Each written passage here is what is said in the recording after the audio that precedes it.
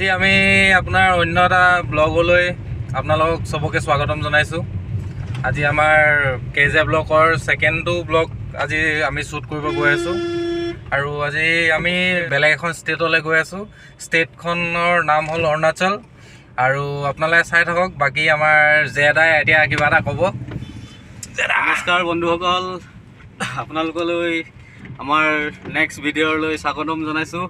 আমি এতিয়া গৈ আছোঁ অৰুণাচল প্ৰদেশ। অৰুণাচলৰ আপোনাৰ যিটো জেগালৈ গৈ আছোঁ বহুত ধুনীয়া জেগা, আপোনালোকে দেখিলে গম পাব। আৰু আপোনালোকে আমাৰ ভিডিঅ'টো চাই থাকক, সম্পূৰ্ণ ধুনীয়া ধুনীয়া আপোনালোকৰ ভিউজ দেখাবলৈ আমি চেষ্টা কৰিম। ষ্টাৰ্ট কৰিছোঁ চেতিয়া গাঁৱৰ পৰা।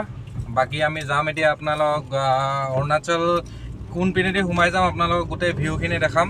আপোনালোকে চাই থাকক আমাৰ লগত। আৰু আজি আমি প্লেনিং কৰি আছিলোঁ আমি বাইক লৈ যোৱা, কিন্তু আমাৰ অলৰেডি ৰেডি হৈ আছিলে চব। লাষ্টত যেতিয়া আমি ওলাব লৈছোঁ তেতিয়া এনেকুৱা বৰষুণ আহিলে, বৰষুণ অহাৰ কাৰণে আমি বাইক লৈ যাব নোৱাৰিলোঁ। লাষ্টত উপায় নাপায় আমি গাড়ী লৈ যাবলগীয়া হৈছে। বাইক লৈ যোৱাহেঁতেন আমাৰ জাৰ্ণিটো আৰু বেছি ভাল লাগিলেহেঁতেন। গতিকে লৈ এতিয়াতো উপায় নাই, বৰষুণ যেনেকুৱা আহিছে লাষ্টত গাড়ীখনে লৈ যাবলগীয়া হ'ল। আৰু আপোনালোকে ভিডিঅ'টো ভালকৈ সম্পূৰ্ণ চাব।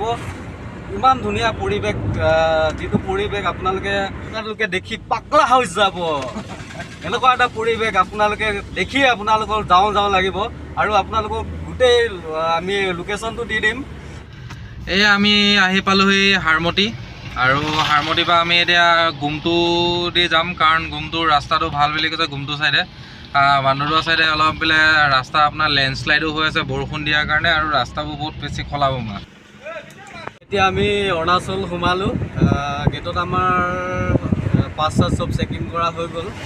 ভিডিঅ' কৰিব লৈছিলোঁ কিন্তু ভিডিঅ' কৰিব দিয়া নহ'লে। এতিয়া আমি এনেকুৱা ইণ্টাৰেষ্টিং আৰু এক্সাইটমেণ্ট আপোনালোকক ভিডিঅ'টোত দেখাম। এনেকুৱাই এডভেঞ্চাৰ হ'ব, এনেকুৱাই এডভেঞ্চাৰ হ'ব মানে কি ক'ম আৰু। আপোনালোকে নিজে চাই পিনে নিজে গম পাব কিমান বেছি এডভেঞ্চাৰ হ'ব। আমি এতিয়া পূৰা পাহাৰৰ মাজত, সেউজীয়া পৰিৱেশৰ মাজত আমি কেনে সেউজীয়াকৈ একদম মানে সেউজীয়া আৰু কি ক'ম একো বুজি পোৱা নাই। এয়া অৰুণাচল ডিপু পালোহি। তাৰপৰা অৰুণাচলত আপোনাৰ তেলটোৰ দামটো কম যে, সেইকাৰণে অৰুণাচলত তেলটো ভৰাই লওঁ বুলি ভাবিছোঁ। তাৰপৰা আমাৰ লগত জেদাই জিপে কৰি আছে। জেদা কেনেকুৱা লাগিছে এক্সপিৰিয়েঞ্চ? ককা লাগিছে, কি ক'ম, একদম অনুভৱ কৰিব নোৱাৰা জেগা। ইয়াত অকল 93 আৰু অসমত হৈ গ'ল 102 টকা। সেইটোৱে কথা, সেইকাৰণে ইয়াতে ভৰাই লৈছোঁ। আৰু ইয়াত ফুল টেংকি কৰা হ'ব। তাৰপিছত আমি ক'ত যাম আপোনালোকক কৈ থাকিম। আমাৰ লগত চাই থাকক কেজে ব্লগ।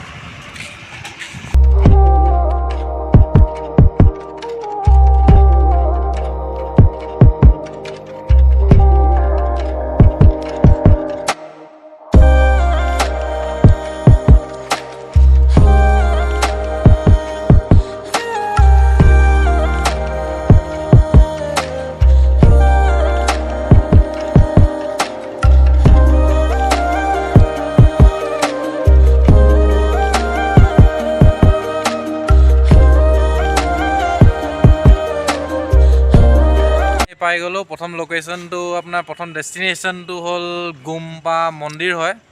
বাকীখিনি আপোনালোকক দেখাই থাকিম বাৰু, ভিতৰত কি আছে, কেনেকুৱা কি হয়। আপোনাৰ ভিডিঅ'টো কণ্টিনিউ কৰি চাই থাকক। বাকী ৰাস্তাবোৰ বহুত অকোৱা পকোৱা, আৰু কেনেকুৱা লাগিছে আপোনালোকৰ মানে বহুত বেছি হাৱা মাৰি আছে। আৰু কেনেকুৱা লাগিছে আমাৰ এইপিনে ক'ব। বহুত মজা লাগিছে। আৰু ফাৰ্ষ্ট টাইম আজি আহিছোঁ ইটানগৰ গুম্পা বুলি এটা মন্দিৰ আছে, বুদ্ধিষ্ট মন্দিৰ হয়।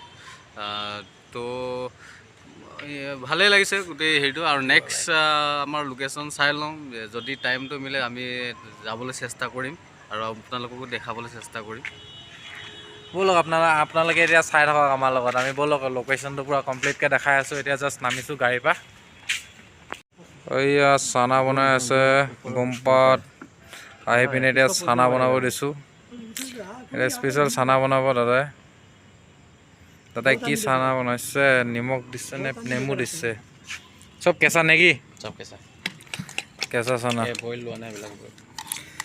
কেঁচা চানা বনাই আছে দাদাই। চাওঁ কি আছে। এয়া আমাৰ জেদালে চাওক, জেদাই কি খাই আছে? স্পেচিয়েল চানা।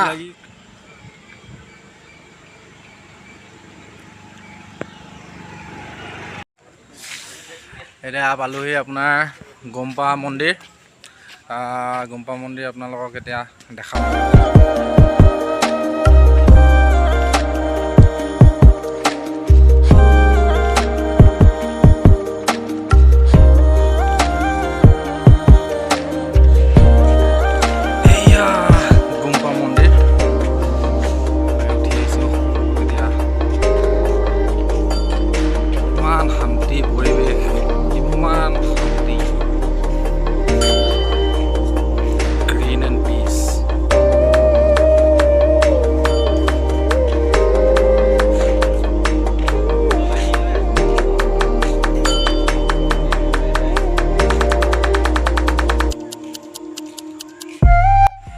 আমি ইটানগৰ মাজমজিয়াৰ আপোনাৰ গোম্পা মন্দিৰত এতিয়া আমি আহি পালোঁ। ইমান এটা সুন্দৰ শান্তি পৰিৱেশ, আপোনালোকক কেনেকৈনো বুজাওঁ, মানে কথাই আপোনাৰ কৈ পিনে প্ৰকাশ কৰিব নোৱাৰি। মানে এনেকুৱা এটা শান্তি আৰু পিচ যোনটো শব্দ আছে, সেই শব্দটো সঁচাকৈ এই জেগাডোখৰ লগতে যেন থাকি পিনে দিয়া হৈছে এনেকুৱা টাইপ। মানে ইমানেই ঠাণ্ডা আৰু ইমানেই শান্তিময় পৰিৱেশ। আৰু ইয়াত আহি পিনে আপোনাৰ মনত যদি কিবা টেনশ্যন, ডিপ্ৰেশ্যন বা আপুনি কিবা এটা বহুত বেছি কিবা প্ৰব্লেমৰ পৰা আপোনালোকে মানে গৈ আছে বা ফেচ কৰি আছে, যদি এইটো জেগালৈ আহে, মই ভাবোঁ মই পাৰ্চনেলি এইটো কথা ভাবোঁ যে আপোনালোকৰ যিমানেই মনত যিয়ে চিন্তা, যেনেকুৱা দুখ চখ যিয়ে নাথাকক, ইয়াত আপোনাৰ আহিলে ইমানেই শান্তি লাগিব, ইমানেই ভাল লাগিছে নহয়, কেনেকৈ বুজাম মানে বুজি পোৱা নাই। মানে ভবা নাছিলোঁ যে ইমানো মানে জেগাডোখৰত আহি পিনে ইমান শান্তি আৰু ইমান মানে ভাল, মানে কি শব্দত মানে ক'ব পৰা নাই মানে কেনেকুৱা লাগিছে। বাকী আমাৰ যে ভাই ক'ব এতিয়া জীৱনে। হয়, বহুত ভাল লাগিছে। গোটেই পৰিৱেশটো দেখাবলৈ চেষ্টা কৰিম আমি এতিয়া। আপোনালোকেও আহিব, ধুনীয়া পৰিৱেশ। আপোনাৰ ইটানগৰ গোম্পা বুলি আছে, পাহাৰৰ ওপৰত আছে। তো বুদ্ধিষ্ট টেম্পল হয়, আপোনালোকে আহিব, ভাল পাব আহি। এতিয়া আপোনালোকে পৰিৱেশটো চাই লওক ভালকৈ। আৰু আপোনাৰ চবতছে ইণ্টাৰেষ্টিং কথা, আপোনাৰ ইয়াৰ পৰা গোটেই ইটানগৰখন বহুত ধুনীয়াকৈ দেখি পায়। মানে ইটানগৰখন ওপৰৰ পৰা চাবলৈ কেনেকুৱা, আপোনালোকক ড্ৰোন দৰকাৰ নাই, আপোনালোক বেলেগ নালাগে, আপোনাৰ চকুৱেদি আপোনালোকে দেখি পাব ইটানগৰখন কেনেকুৱা দেখিবলৈ। এই গোম্পা মন্দিৰৰ পৰা সম্পূৰ্ণ ইটানগৰখন আপোনালোকে ধুনীয়াকৈ ক'ব। তাৰপিছত কমেণ্টত কিন্তু জনাব আপোনালোক কেনেকুৱা লাগিলে জেগাডোখৰ, আৰু কেনেকুৱা, আৰু ছাবস্ক্ৰাইবটো কৰিবৰ কাৰণে একদম নাপাহৰিব, নহ'লে আপোনালোকে আৰু লেটেষ্ট আপডেটবোৰ পাই নাথাকিব। তো আপোনালোকে ছাবস্ক্ৰাইব কৰিব, লাইক কৰিব, শ্বেয়াৰ কৰিব।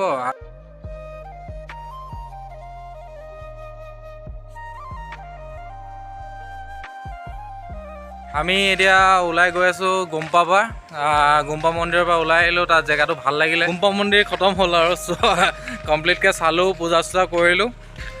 তাৰপিছত এতিয়া আমি ৰিটাৰ্ণ যাবৰ কাৰণে ইয়াৰ পৰা ওলাইছোঁ। বাকী মানে লোকেশ্যনত লগ পাই আছোঁ।